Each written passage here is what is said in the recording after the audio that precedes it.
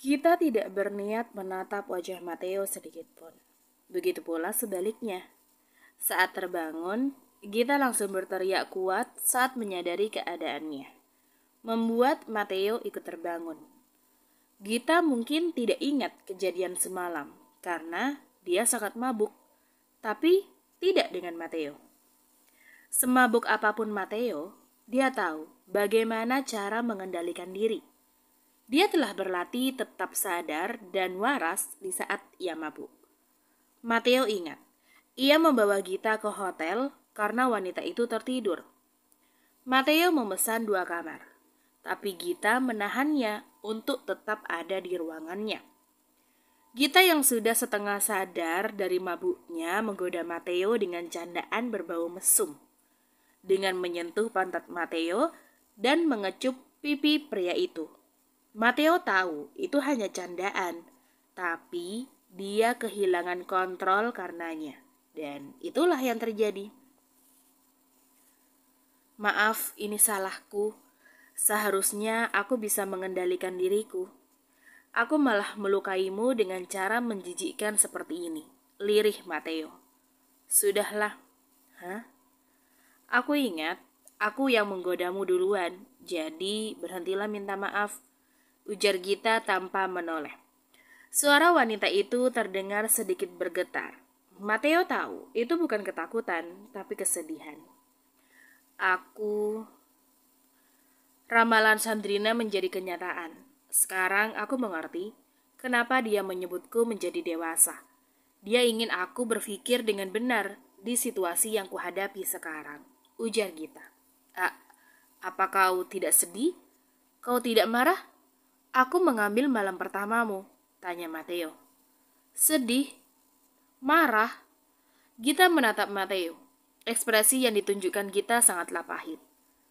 Mana mungkin aku tidak sedih. Dan ya, aku marah. Aku marah pada diriku sendiri karena melakukan sesuatu yang membuat kita berakhir seperti ini. Kau menyedihkan Gita Farasya. Gita mengusap air matanya. Jangan menyalahkan dirimu sendiri. Aku memang mabuk, tapi aku masih sadar akulah yang menyedihkan. Mateo mencoba menyentuh bahu Gita. Namun, wanita itu menepis tangannya. Maaf, tolong jangan sentuh aku dulu, ujar Gita. Maaf, sudahlah. Gita menurunkan kedua kakinya ke lantai. Ia hendak pergi ke kamar mandi. Baru berdiri, Gita merasakan sesuatu di pinggangnya. Mateo terkejut. Dia sontak menoleh ke arah Gita yang terjatuh. Wanita itu meringis sambil memegangi pinggulnya. Sialan. Gita menggigit bibir bawahnya. Kau baik-baik saja? Mateo berdiri. Ia hendak menghampiri Gita. Tunggu. Kau gila ya? Gita berteriak. Ia langsung menutup wajah dengan kedua telapak tangannya. Apa? Mateo mengerti. Ia mengambil celananya yang berserakan di lantai, lalu mengenakan itu sebelum menghampiri Gita. Aku sudah pakai celana, tidak apa-apa, ujar Mateo. Gita menyingkirkan kedua tangan dari wajahnya. Ia menatap Mateo dengan wajah memerah padam. Aku akan membantumu, boleh? Tanya Mateo. Kalau bukan kau, memangnya siapa lagi? Gita menarik selimut berusaha menyelimuti tubuhnya. Padahal kau tidak perlu melakukan itu, kita saling melihat kemarin malam. Mateo mengangkat Gita yang semakin memerah. Sialan kau, bukannya tadi merasa bersalah. Gita memukul dada Mateo. Diamlah kalau tidak mau aku jatuhkan. Mateo mendudukkan Gita di atas toilet duduk. Dia menyiapkan air hangat di dalam bathtub untuk Gita berendam. Apa ini sangat sakit? Tanya Mateo tanpa menoleh. Kau akan tahu kalau kau ada di posisiku, balas Gita. Maaf, sialan. Hentikan itu. Sampai kapan kau akan meminta maaf? Aku yang menggodamu duluan. Lagian, kalau aku tidak mengajakmu ke bar, hal seperti ini tidak akan terjadi. Akulah yang salah, bodoh. Walau agak malu, Gita terus berteriak. Apa tidak ada penyesalan dalam hatimu? Pertanyaan Mateo membuat Gita mengerutkan dahi. Penyesalan apa? Sudah memberikan keperawananmu pada orang yang kau benci. Siapa? Kau. Ku benci? Tunggu dulu. Kau dapat kesimpulan dari mana kalau aku membencimu? Gita terheran. Bukannya kau membenciku? Mateo menatap Gita dengan ekspresi lemah. Kapan? Aku tidak pernah membencimu. Aku hanya... Gita tidak mungkin mengatakan kalau dia iri pada Mateo. Iri pada kekuatan dan keteguhan yang Mateo miliki. Makanya, Gita selalu mengganggu Mateo. Pokoknya aku tidak membencimu, ujar Gita. Lalu, kenapa kau tidak menerima permintaan maafku? Tanya Mateo. Aku tidak... Baiklah, aku memaafkanmu, ujar Gita. Terima kasih. Jadi hanya itu yang dia inginkan. Gita merasa Mateo sangatlah aneh. Tidak, ini bukan saatnya aku memikirkan hal itu. Apa yang harus aku lakukan sekarang? Gita merasa gelisah. Bukan karena keperawanannya. Gita sendiri tidak begitu peduli soal perawan atau tidak. Hal seperti itu tidak begitu dipikirkan di negara ini. Dan Gita sendiri tidak mau ribet karena memikirkannya. Gita merasa gelisah kalau nanti dirinya hamil. Hari itu, Gita pernah memeriksa kondisi tubuhnya dan dokter bilang kalau Gita sangat sehat dan mudah hamil. Gita tersadar dari pikirannya saat Mateo menggoyangkan tubuhnya. Gita menatap ibu jari yang ia gigit. Ujungnya sampai mengeluarkan darah karena digigit terlalu kencang. Saat menatap Mateo, pria itu sangat terkejut. Ekspresi yang tak pernah diharapkan Gita untuk muncul di wajah datar Mateo. Aku memanggilmu beberapa kali. Jarimu terluka. Kenapa kau menggigitnya sekeras itu? Apa yang kau pikirkan? Tidak, jangan menjawab. Aku sudah tahu. Mateo memegangi kepalanya. Aku akan bertanggung jawab. Apa? Semua hal yang terjadi, aku akan bertanggung jawab atas semuanya, ujar Mateo. Bagaimana kau akan bertanggung jawab? Gita berpikir, mungkin Mateo akan memberinya sejumlah uang atau tunjangan seumur hidup. Aku akan menikahimu. Gita menunjukkan ekspresi bodoh.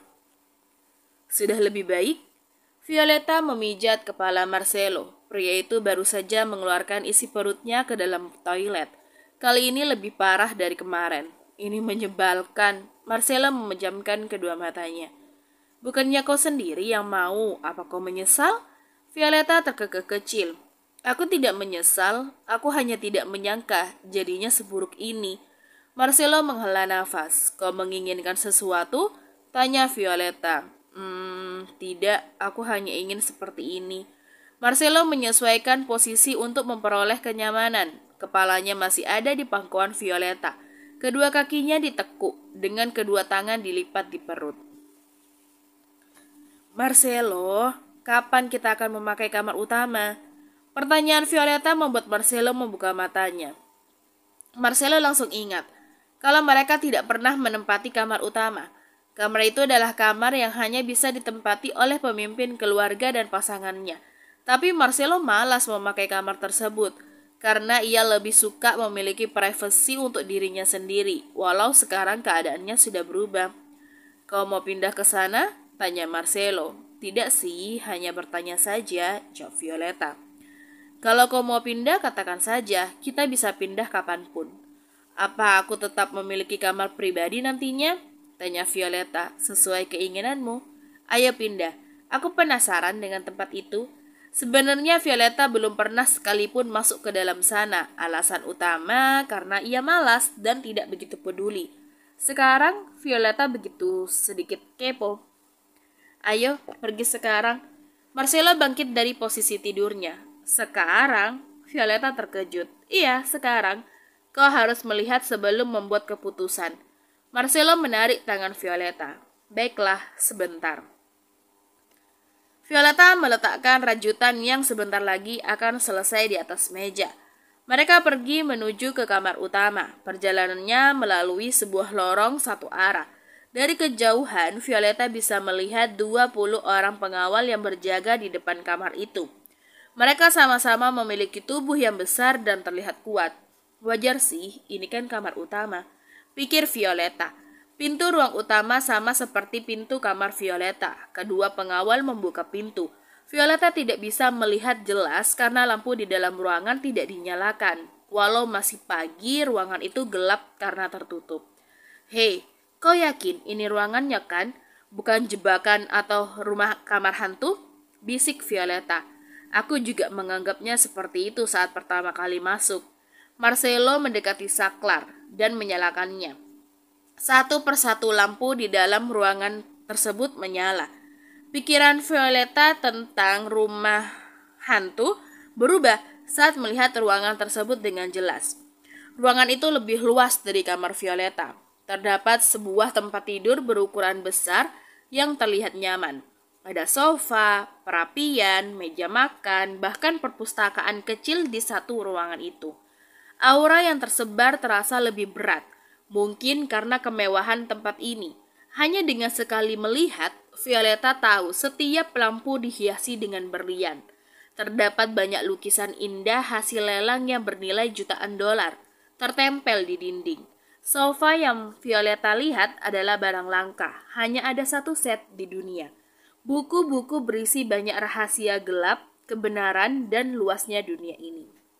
Siapa sih yang merancang buku ini? Pasti sangat jenius. Violeta merasa sedikit bersalah karena menyentuh buku berharga dengan tangannya. Violeta, kemarilah. Marcelo merangkul pinggang Violeta. Ia membawa istrinya menuju ke balkon. Violeta terkejut karena udara dingin langsung menusuk tubuhnya. Namun rasa dingin itu langsung digantikan dengan pemandangan indah di luar sana. Pemandangan indah dari hutan-hutan, gunung, dan sebuah danau indah jauh di sana. Wah, kau suka? Tanya Marcelo. Sangat. Terima kasih sudah mengajakku kemari. Ini adalah hakmu untuk datang kemari. Marcelo menarik tangan Violeta, memberikan kecupan kecil di jari-jari lentik itu. Kemarilah. Violeta menarik wajah Marcelo, memberikan kecupan kecil pada suaminya. Entah karena suasana atau apa, perasaan mereka jadi menggebu-gebu hanya karena ciuman kecil. Ciuman berubah jadi ganas dan panas. Di tengah dinginnya udara, Marcelo memasukkan tangannya ke dalam kaos yang dipakai oleh Violeta. Dia menyentuh kulit mulus istrinya dengan perlahan.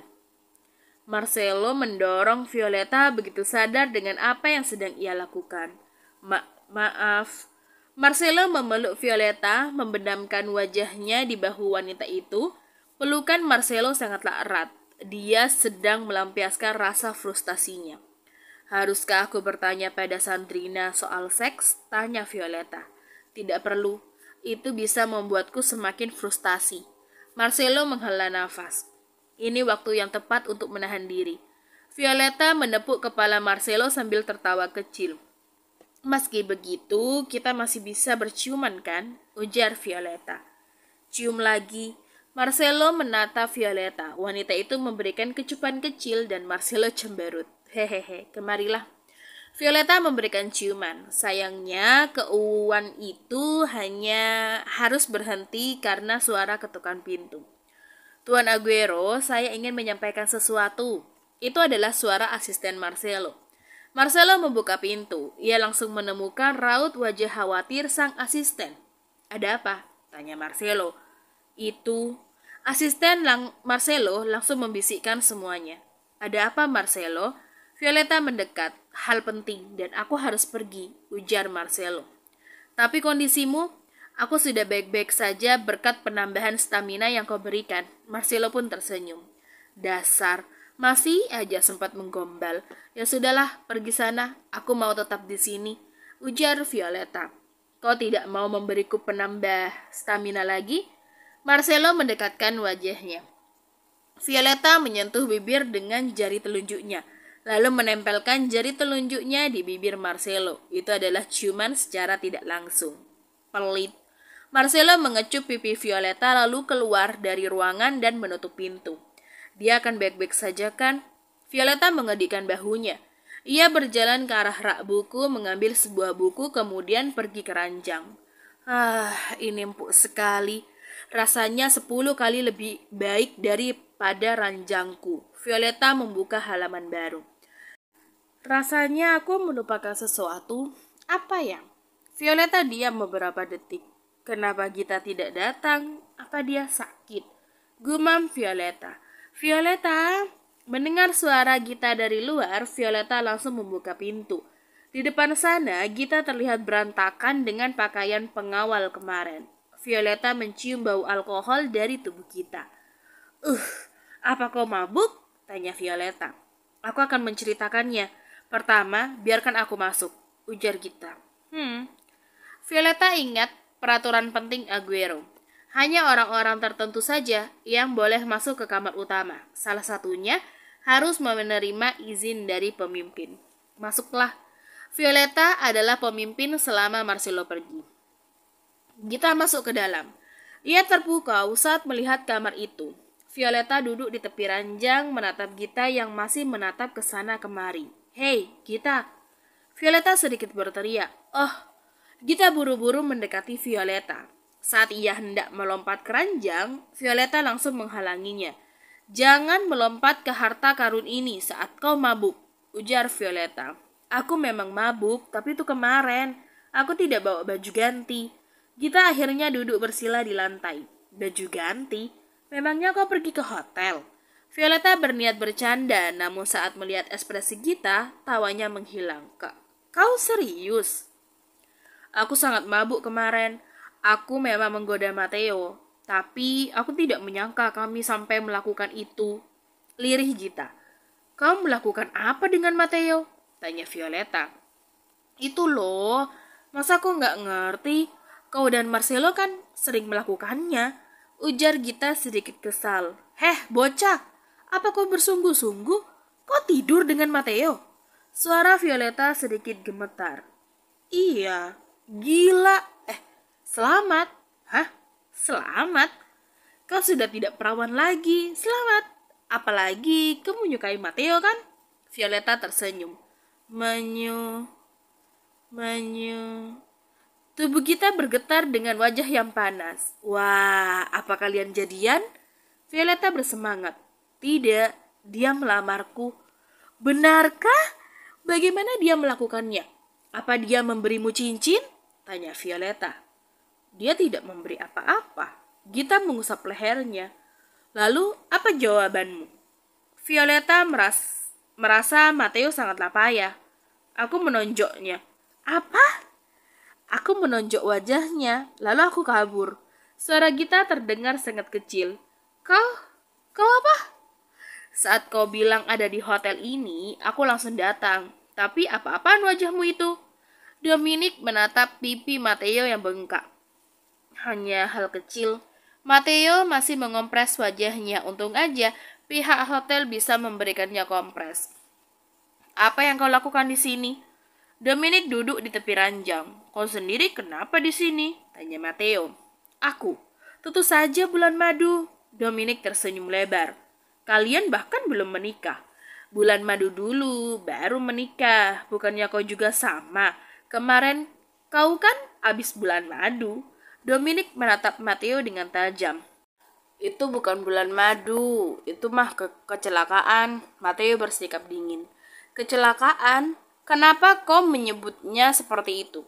Jika wanita itu mendengarnya, dia akan sangat kecewa padamu. Apalagi kemarin malam pertama untuknya, ujar Dominic. Sejauh mana yang kau tahu? Tanya Matteo. Aku hanya menebak. Jadi benar ya? Kau menghabiskan malam dengan Gita Farasha? Dominic berbaring. Iya. Kau sama sekali tidak berbohong? Jika aku berbohong, aku akan semakin menyebalkan. Hatiku terluka. Dominic mendrama. Ia melirik Matteo yang menatap datar ke arah pantulan dirinya di cermin. Apa kau menyukai Gita? Tanya Dominic. Iya. Kau ingin menikah dan bahagia dengannya? Entahlah. Kupikir dia tidak menyukai itu. Dia memukulku saat aku melamarnya. Jangan bilang kau melamarnya di kamar mandi. Tanya Dominic. Iya. Dasar bocah gila. Kau harus lebih romantis. Belajarlah padaku, ujar Dominic. Kupikir ini lebih baik daripada melamar wanita saat wajahmu babak belur, balas Matteo. Setidaknya aku diterima. Dominic tersenyum miring. Aku akan mencoba lagi. Kau bilang dia tidak menyukaimu. Kenapa repot-repot melamar kalau dia tidak suka padamu? Kau akan ditolak terus. Dominic tertawa. Maka aku harus berusaha membuatnya menyukaiku. Ini satu-satunya cara untuk bertanggung jawab, ujar Matteo. Baiklah, baiklah, lakukan apapun yang kau inginkan. Jika butuh bantuan, hubungi saja aku. Aku harus kembali. Cecilia pasti sudah bangun. Dominic keluar dari kamar Matteo. Matteo melirik ponselnya yang bergetar. Pesan masuk berasal dari Marcelo yang menanyakan keberadaannya. Matteo menekan tombol telepon. Kau di mana? Marcelo langsung mengangkatnya. Di hotel. Aku akan mendengarkan penjelasannya nanti langsung dari mulutmu. Sekarang datang ke tempat yang kuminta, ujar Marcelo. Baik. Telepon dimatikan. Matteo menatap alamat yang dikirimkan oleh Marcelo. Nampaknya ramalanku sudah terbukti. Sandrina meletakkan secangkir teh di depan kita yang datang berkunjung ke dalam ruangan. Oh, ternyata kau sudah tahu apa yang ingin kukatakan. Gita mengangkat cangkir teh dengan ragu. Sandrina duduk di depan Gita. Berbeda dengan kemarin, Gita merasa agak takut sampai cangkir teh yang ia pegang bergetar. Tenanglah, tidak perlu gugup, ujar Sandrina. Iya. Gita meletakkan cangkir tehnya. Boleh aku tanya sesuatu? Tanya Gita. Tentu saja. Bukankah ini alasanmu datang? Iya sih. Apa kau bisa melihat masa depan seseorang dengan jelas? Tanya Gita. Tidak, aku hanya bisa melihat samar-samar. Melihat detailnya hanya membuatku kelelahan. Saat membaca masa depanmu, yang aku lihat adalah minuman keras, ranjang, laki-laki tampan, dan suara desahan. Sandrina meminum tehnya dengan santai setelah mengatakan sesuatu yang membuat kita malu. Kak, kalau kau tahu semua itu akan terjadi, kenapa tidak memberitahu dengan jelas? Tanya Gita. Kenapa? Apakah kau berniat menghindari masa depan? Sandrina menatap Gita dengan lembut, namun Gita bisa merasakan tusukan tajam dari kedua mata wanita itu. Walaupun aku memberitahunya, masa depan tidak akan bisa dirubah. Walau kau melakukan segala cara, hal yang harus terjadi akan terjadi. Begitulah kehidupan kita, seperti air yang mengalir ke bawah bukan ke atas. Sandrina meletakkan cangkir teh. Bisakah kau melihat masa depanku sekali lagi? Tanya Gita. Apa yang kau takutkan? Kehamilan atau hal lain? Tanya Sandrina. Untuk apa mengkhawatirkan hal seperti itu? Jika aku hamil, aku tinggal merawatnya. Masa semangat saat buat saja? Gita menggerutu. Kau adalah anak yang baik. Sandrina menggenggam kedua tangan dan menatap mata Gita. Tidak ada yang perlu khawatirkan. Kau akan bahagia di masa depan nanti, ujar Sandrina. Apa aku akan menikah dengannya? Gita penasaran. Iya, sial. Gita menutup mulutnya. Seperti yang kukatakan, kau harus berhati-hati membuat keputusan. Di masa depan nanti, kau akan mengikuti kata-kataku walau kau ingin menentangnya, dan berhentilah menahan perasaanmu, atau kau hanya akan merasa sakit. Sandrina menyentuh dahi Gita dengan telunjuknya. Perasaanku? Gita memerah, ia langsung berdiri dan pergi. Anak zaman sekarang memiliki banyak sifat unik.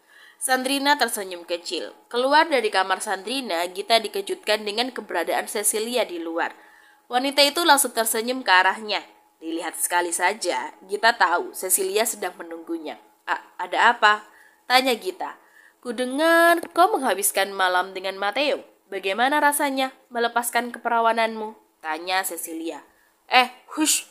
Gita menutup mulut Cecilia karena di sekitar mereka ada beberapa pelayan yang lewat. Kenapa menutupinya? Semua orang di mansion sudah tahu.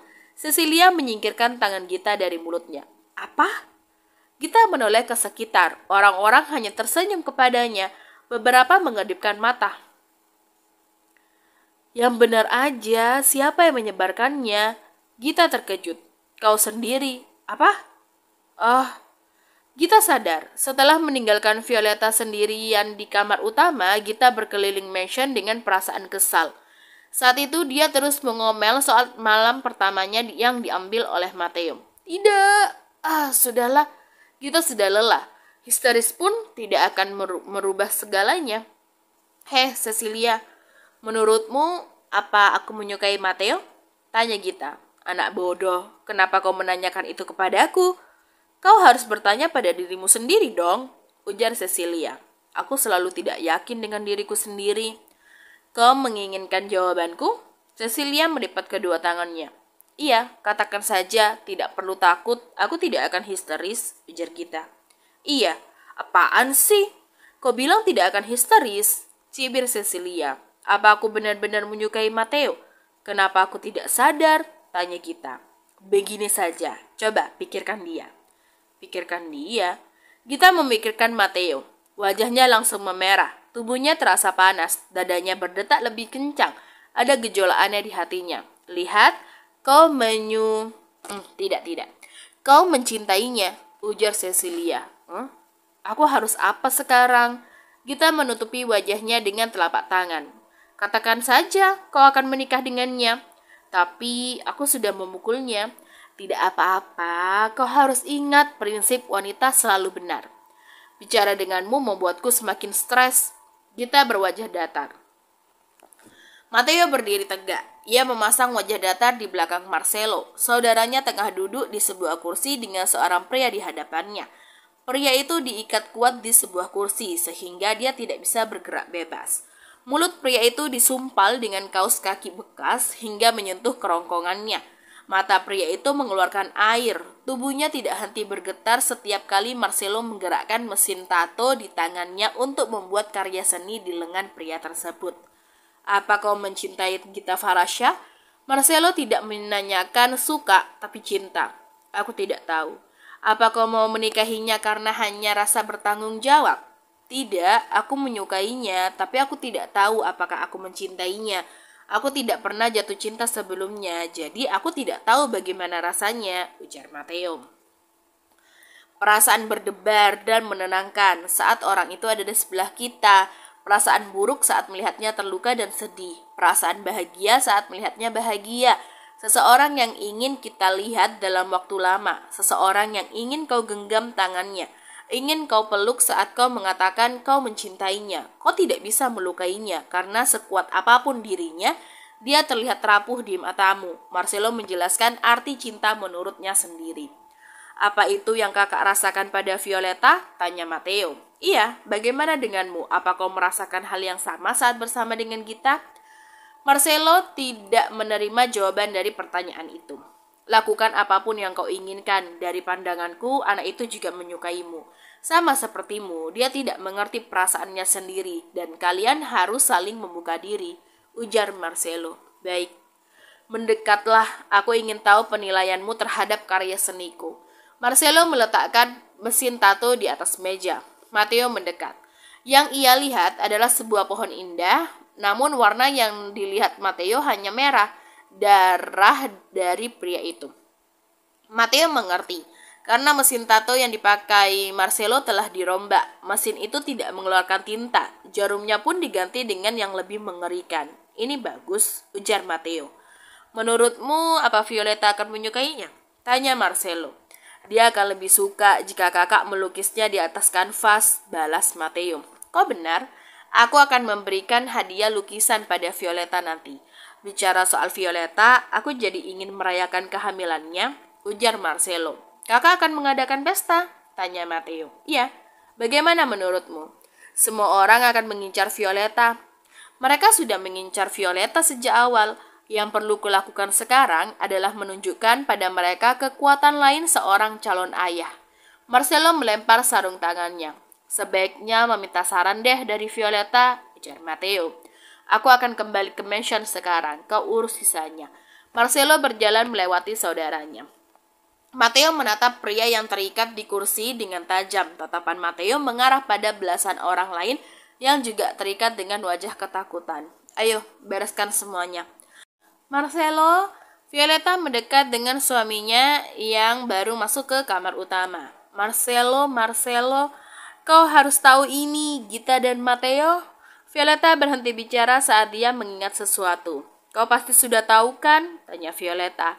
Tidak masalah kalau kau ingin menceritakannya lagi.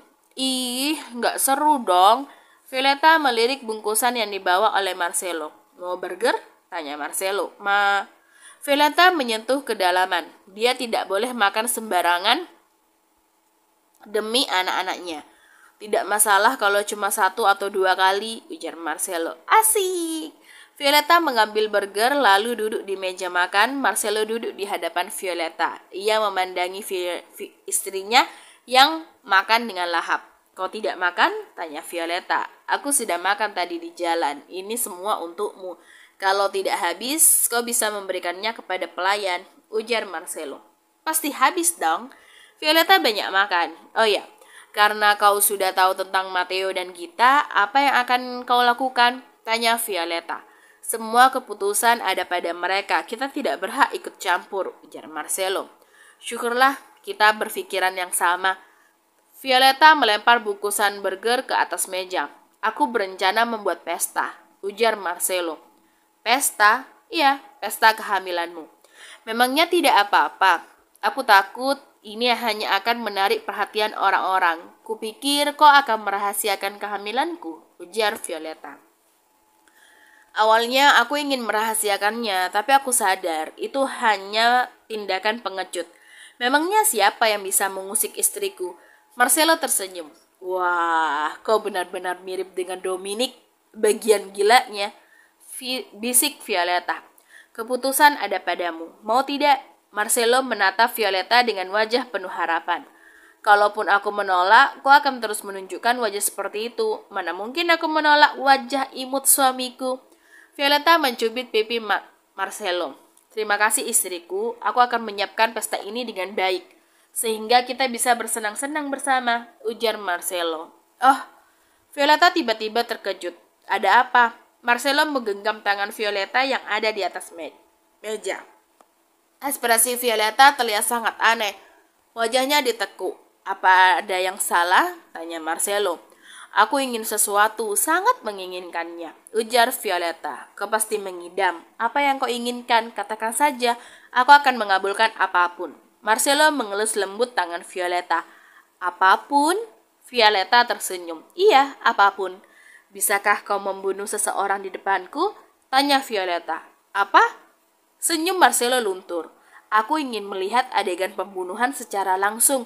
Akan lebih baik kalau kau melakukannya. Oh, kalau bisa adegan penyiksaan aja. Kuliti dia, lalu siram pakai air garam. Bagaimana?